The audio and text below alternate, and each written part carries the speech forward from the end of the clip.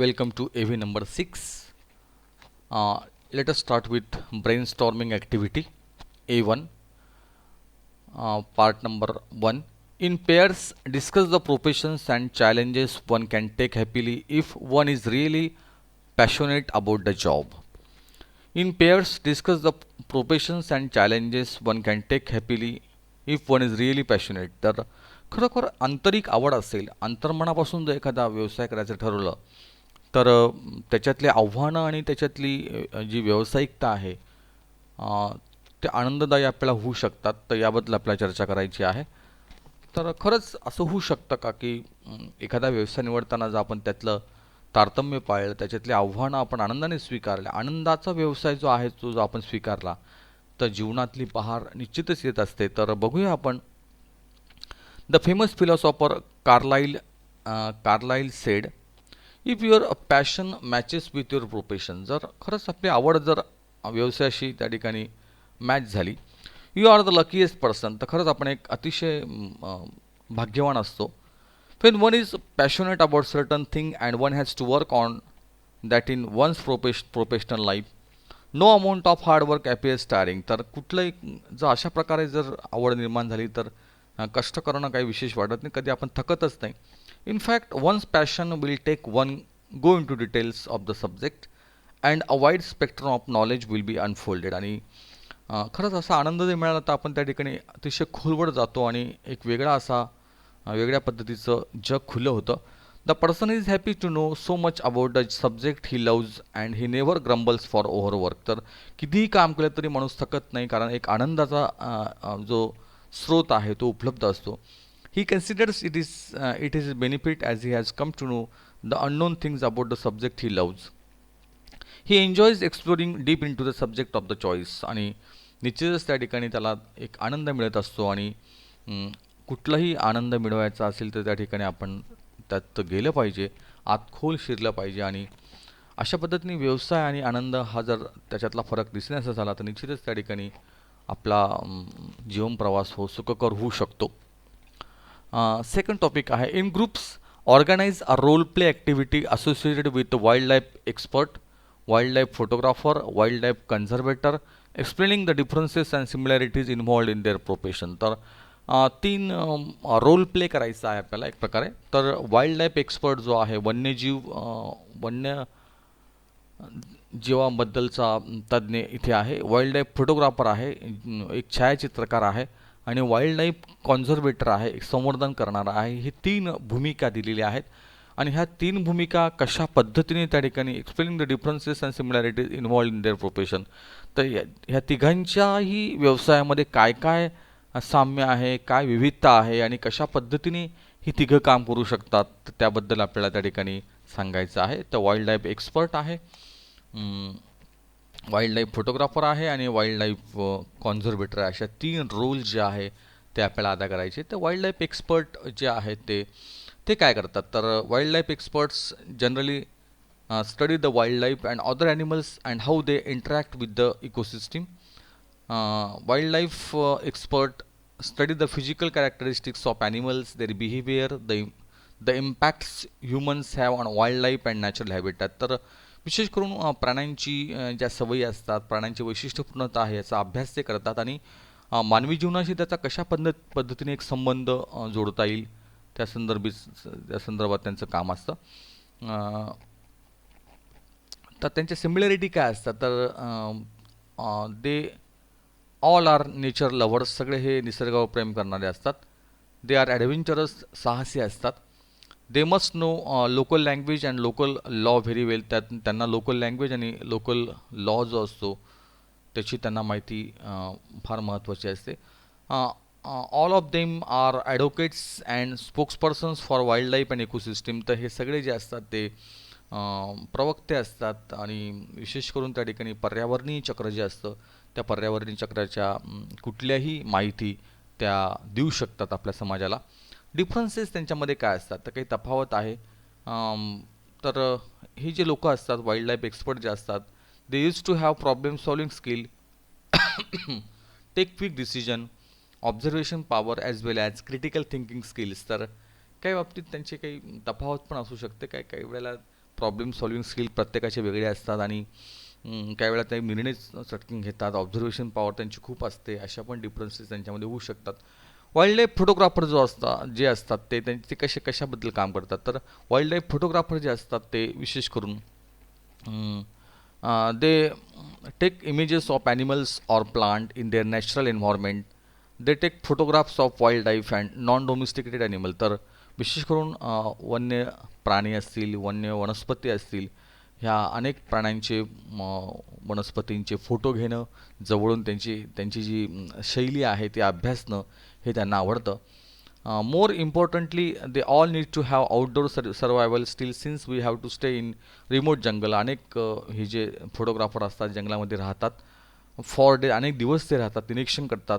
The condition may not be always favourable for them to survive. In fact, they learn to live with hostile nature. Also, they all need to have emotional stamina and stability. तर अशा लोकांना खूप संयमाची आवश्यकता असते. तर पक्षी निरीक्षण असेल, पक्षी निरीक्षण असेल, त्यानंतर प्राणी निरीक्षण असेल किंवा विविध प्रकारच्या घटनांना जर कॅमेऱ्यामध्ये कैद करायचं असेल तर त्या ठिकाणी खूप संयम लागतो. तासनतास त्या ठिकाणी वाट पाहावी लागते आणि तो क्षण ते अचूक टिपतात आणि अतिशय महत्त्वाचं काम ते निसर्गावर प्रेम करण्याचं काम निश्चितच त्या ठिकाणी हे करतात. त्यांच्यात ती सिमिलॅरिटी आहे. They should possess photographic skills.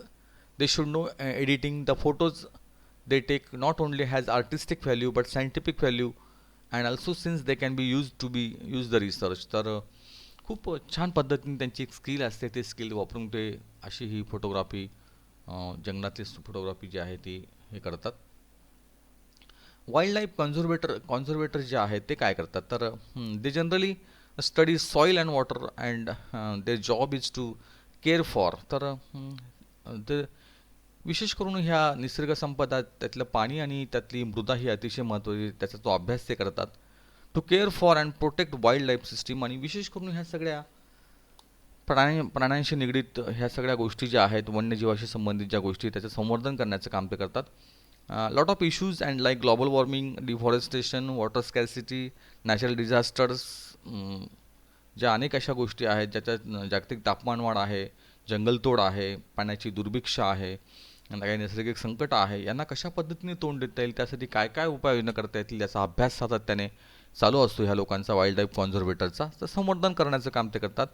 And they work effectively and controlled use of forest wealth. आणि चांगल्या पद्धतीने ते जंगलाची संपत्ती, जंगलसंपत्ती, वनसंपत्तीचा वापर करून त्या ठिकाणी निश्चितच त्या ठिकाणी माणूस आणि प्राणी यांच्यातला बॅलन्स साधण्याचं काम हे करतात. आणि अशी निसर्गसंपदा असलेली ही जी जंगलं आहे त्यांना सांभाळण्याचं काम ही वाईल्ड लाईफ कॉन्झर्वेटर करतात.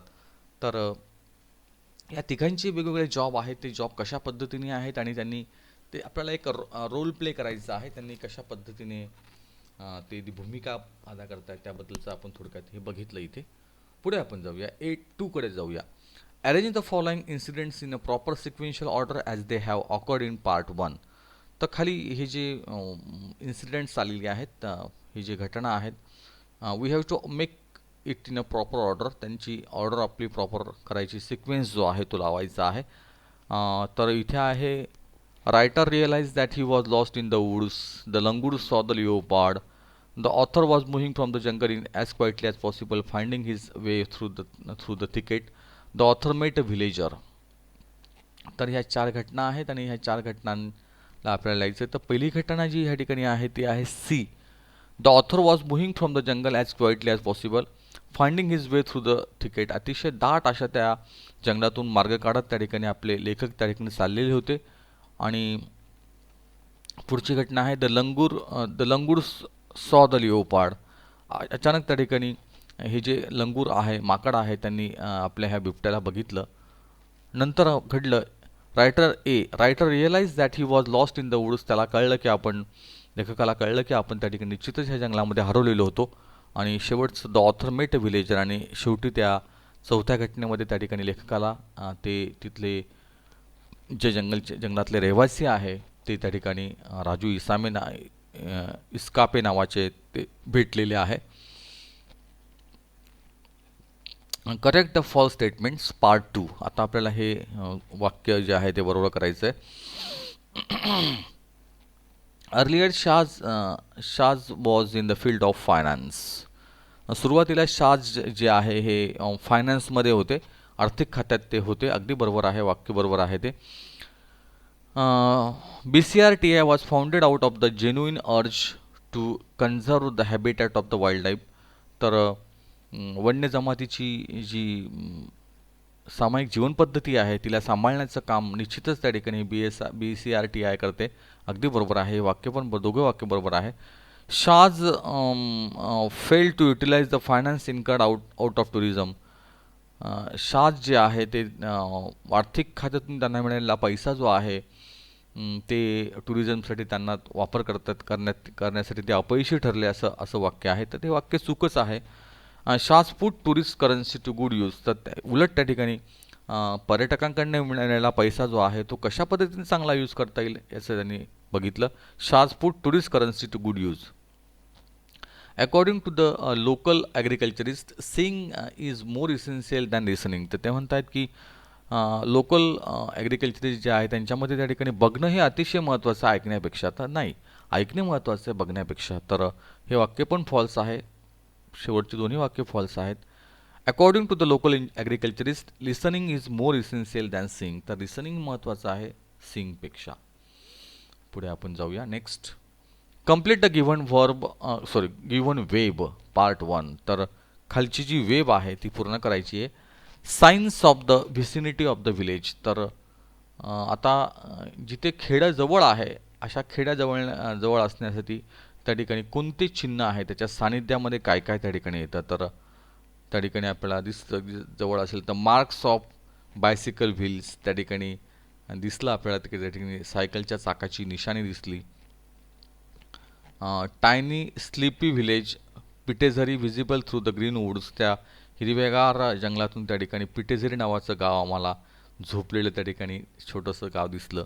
Sounds of people talking in the loudspeaker. त्या ठिकाणी लाऊडस्पीकरवर त्या ठिकाणी लोकांच्या बोलण्याचे आवाज मला ऐकायला लागले. त्यावरनं मला कळलं की त्या ठिकाणी जवळ गाव आहे. लँटर्न ऑफ राजीराम भालवीज फार्म ऑफ व्हिजिबल. तर त्या ठिकाणी राजीराम भालवी यांच्या शेतामध्ये जो कंदील होता तो कंदील मला दुरून दिसला आणि त्यावरनं त्या ठिकाणी गाव जवळ आहे असे याचे काही चिन्ह त्या ठिकाणी मला समजून आले. पुढे आहे, complete the following part 2. Responsibilities handled by Shaj. शाजने कोणत्या कोणत्या प्रकारच्या जबाबदाऱ्या ज्या आहे त्या जबाबदाऱ्या त्या ठिकाणी त्यांनी हाताळलेल्या आहेत. त्यातली काय काय जबाबदारी आहे. तर पहिलं आहे लॉज ओनर. ते आहे स्वतःची एक लॉज त्यांची आहे स्वतःची. त्या ठिकाणी वसतिगृह ज्याला म्हणता येईल किंवा वसतिस्थान ज्याला म्हणता येईल, लॉज म्हणता येईल आपल्याला. फाउंडर ऑफ BCRTI नावाची संस्था त्यांनी स्थापन केलेली आहे. तिसरं ते काम काय करता येतं, educate villagers about importance of conservation. ते लोकांना तिथल्या गावकऱ्यांना प्रशिक्षण देत आहेत की जंगल संवर्धन, प्राणी संवर्धन कसं करायचं ते सांगतायत. आणि they provides locals of Nagarhole vocational training. तर असं व्होकेशनल जे आहे व्यवसाय शिक्षण ते त्या ठिकाणी ते देत असतात आपल्या ह्या नागरहोलच्या लोकांना. आणि अशा त्यांच्या काही जबाबदाऱ्या त्यांनी इथे पूर्ण केलेल्या आहे. Complete the flow chart stating the reactions of petrified langurs due to the presence of the leopard. तर कंप्लीट द फ्लो चार्ट. तर आपल्याला हा फ्लो चार्ट पूर्ण करायचा आहे. आणि हे जे लंगूड्स होते हे अतिशय भयभीत झाले होते. त्या ठिकाणी त्यांनी काय काय केलं त्या दरम्यान, त्यांच्या काय ॲक्टिव्हिटी झाल्या त्या लंगूडच्या त्या इथे आल्या. खॅक खॅक केलं त्यांनी, अशी विशिष्ट आवाज त्यांनी अलाराम कॉल दिला. त्यानंतर काय झालं तर network of alarm call expanding range. त्यांचं नेटवर्क जे आहे संपूर्ण जी यंत्रणा त्या ठिकाणी आता खॅक खॅक करायला लागलेली आहे, त्यांचा तो रेंज त्यांनी वाढवला. स्पिरिट टू द ट्रीज फार अँड नियर. आणि ते पळायला लागले जोराने, झाडाकडे पळायला लागले. And secured places on tree tops. आणि शेवटी त्यांनी उंच झाडावर त्या ठिकाणी आपलं जागा जी आहे they secured their places on tree tops. त्या उंच अशा त्या बुंध्यावर त्यांनी आपली जागा सिक्युअर केली, जेणेकरून त्या ठिकाणी प्राणी वरती येणार नाही आणि आपण सुरक्षितपणे त्या ठिकाणी वरती राहू, अशा पद्धतीने त्यांनी काम केलेलं आहे.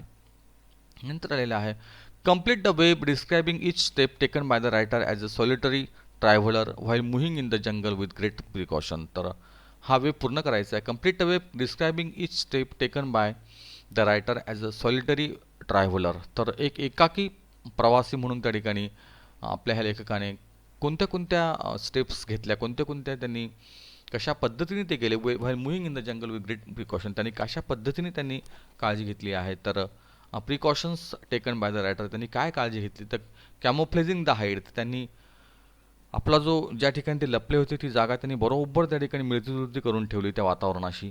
त्यानंतर काय केलं त्यांनी इसेन्शियल टूक इज इसेन्शियल, त्याच्या काही विशिष्ट गोष्टी त्यांनी आवश्यक गोष्टी घेतल्या.